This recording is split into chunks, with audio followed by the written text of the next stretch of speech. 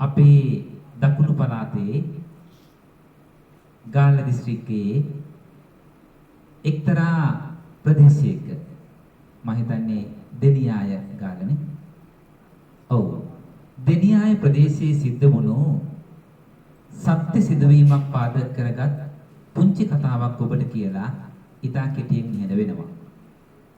දෙනියාය ප්‍රදේශයේ ඉන්න සුන්දර ලස්සන කාන්තාවක් අගනගරයට යනවා. අගනගරයට ගියපු මොහොතේ ඔහු තවත් තරුණයෙකු හා පෙමින් බැඳෙනවා. තරුණයෙකු හා පෙමින් බැඳෙන මේ ආදරණීය පෙම්වතුන් දෙදෙනාගේ ආදරයට පෙම්වතියගේ නිවසෙන් එනවා හරස් වීමක්. පෙම්වතියගේ නිවස ආදරණීය අම්මා ආදරණීය තාත්තා පෙම්වතාගෙන් පෙම්වතිය දුරස් කරන්නට කටයුතු කරනවා. දීර්ඝ කාලයක් පෙම්වතා හමුවන්නට මේ අම්මා තාත්තා තමන්ගේ දියණියට ඉඩ ප්‍රස්ථා සලසා දෙන්නේ නැහැ. නිවසේ රඳවා ගන්න තමන්ගේ දියණිය වසර 5ක පමණ කාලයක් කිසිදු සම්බන්ධතාවයක් පවත්වා ගන්නට වාචිකව හෝ කුමන හෝ වන්දමකින් හමුවන්නට ඉඩ ප්‍රස්ථා සලසා දෙන්නේ නැහැ. වසර 5ක පමණ කාලයක් එසේ හදවතින් පෙමින් බැඳුණු ආදරණීය පෙම්වතුන් දෙදෙනා දුරස්ව කාලය ගත කරද්දී ඇසින් නොදුටුවාට මොවින් වදනක් ප්‍රකාශ නොකලාට හදවතින් පිටවුණු හදවතින් මතුවුණු ඒ ආදරය එලෙසින්ම ඔවුන් දෙදෙනාගේම හදවත් තුළ රඳා පවතිනවා.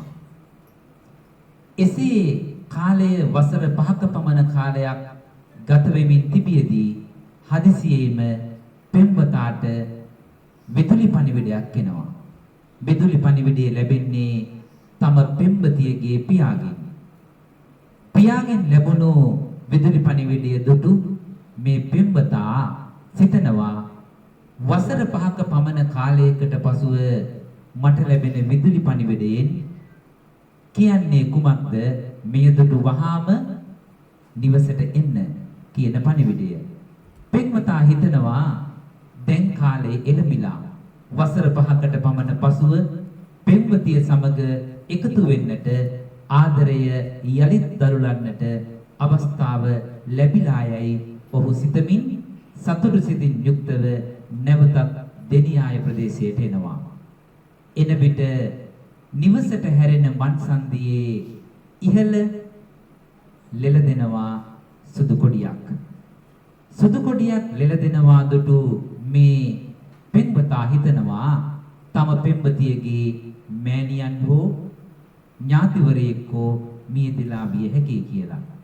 එසේ වුවත් නිවසට ටිකෙන් ටික ලං වෙලා ගෙයි මැද සාලයට ගොඩවනවත් සමගම ඔහුට දක්නට ලැබෙන දර්ශන වන්නේ Taman දීර්ඝ කාලයක් පෙම් කළ ආදරණීය පෙම්වතියගේ මෘත දේහය.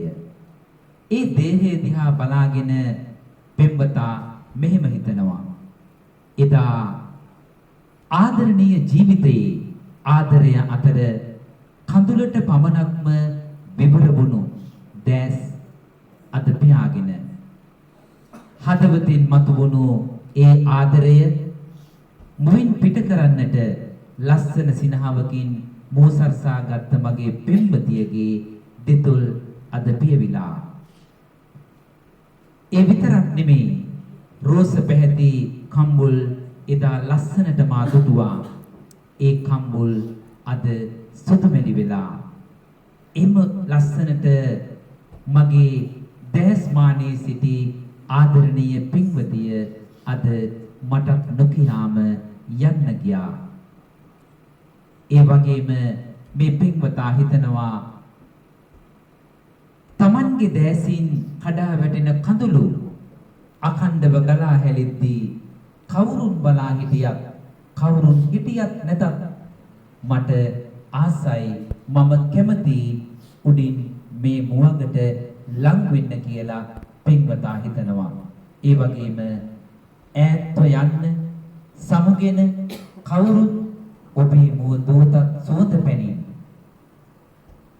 අවසන් ගමන් යන්නට මේ මෘතදේහය අරගෙන සුවඳ පැනින් මේ දේහය සුවඳ පැන් ඉසිනවා දේහය රැගෙන යන්නට පින්වතා හිතනවා ඒ සුවඳ පැනින් සුවඳවත් කරන්නට සිටුවත් මටත් මගේ හිතටත් ඔබේ සුවඳ ඈත්වන්නේ නෑ ඒ ආදරයේ සුවඳ හැමදාමත් තිබෙන බව පින්වතාට හිතෙනවා ඊයේ ඉපදිලා අද මියදෙන්නට පෙරුම් පුරාගෙන ඉපදුනත් ඊයේ වේගයකින් අහස උසට නැගගෙන අපේ ආදරය ඒ ප්‍රේමය හෙටත් ඒ විදියටම තියේවි.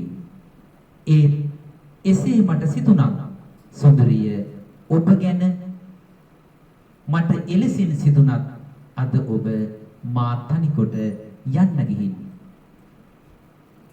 ආයේ දවසක එක හිත ඇතිව අපි අනාගතයේ මතු යම් දවසක එක හිත ඇතුව මතු භවයක ඉපදී අපි ප්‍රේමයෙන් බැඳෙමු. මේ කතාව ඔබට මා මෙසේ කීවත් එය තවත් ස්වරයකින් කියන්න අපේ ආදරණීය සහෝදරයෙකුට ආරාධනා කරනවා.